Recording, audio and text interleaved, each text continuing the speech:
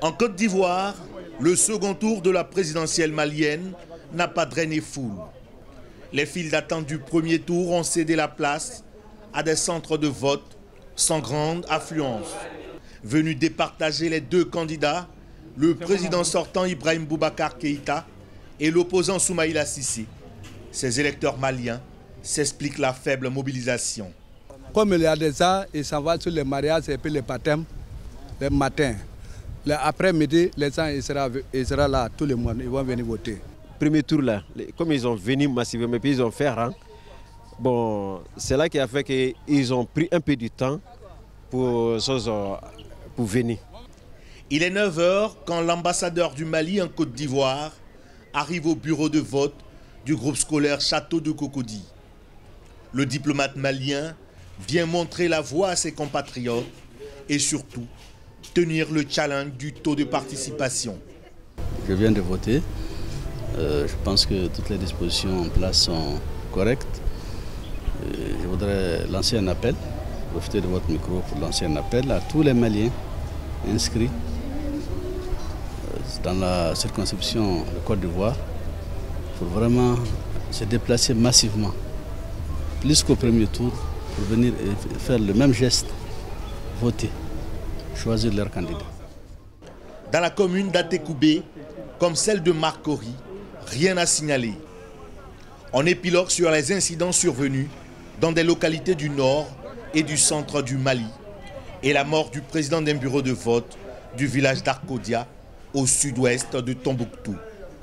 Raison de plus pour faire triompher la démocratie par les urnes. Je remercie le président de la République, Alassane Ouattara, qui a vraiment nous aidé pour sortir beaucoup de l'autorité pour surveiller les bureaux de vote.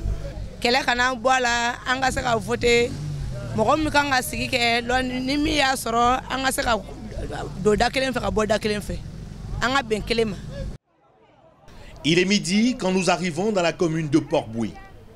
La canicule est haute, les esprits s'échauffent. Mais très vite, le calme revient grâce à la promptitude des forces de l'ordre ivoiriennes. Même loin de leur terre natale, l'esprit patriotique et la fraternité ne quittent pas un seul instant les Maliens de Côte d'Ivoire. J'ai voté à Cocody, j'ai vu 13 villes, j'ai vu à Djamé, je suis venu à Koumassi, je suis venu à Port-Boué pour voir qu'est-ce qui va, qu'est-ce qui ne va pas. Mais je vois que RPM, IRD, tout le monde est en train de travailler sans problème. Ça a été bien suivi, le corps a bien nous assisté, ils sont venus nous accompagner. Vraiment, il n'y a pas de dégâts pour le moment. Nous sommes opposants, ne veut pas dire que nous sommes ennemis. On est tous des Maliens.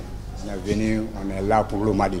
Que ce soit de l'opposition, que ce soit la majorité présidentielle, on est tous du Mali. Ce qui gagne, c'est le Mali qui gagne. Cependant, il est toujours bon pour les responsables du processus électoral de rappeler à leurs équipes les missions accordées par la CENI. Sincèrement, je vous encourage. Veillez aussi à ce que les effectifs soient en nombre. Un président du bureau de vote, 4 assesseurs, pas plus. Il faut être impartial. Ne ferme pas les yeux sur certaines pratiques. C'est que chacun a des sensibilités, mais ici vous portez la casquette de la République, de la nation, même pas du gouvernement, de la nation. À Abidjan, les bureaux de vote ont fermé à 18 h. Aucune tendance ne se dégage encore. La seule certitude de cette élection, c'est la volonté des Maliens de préserver la paix dans leur pays.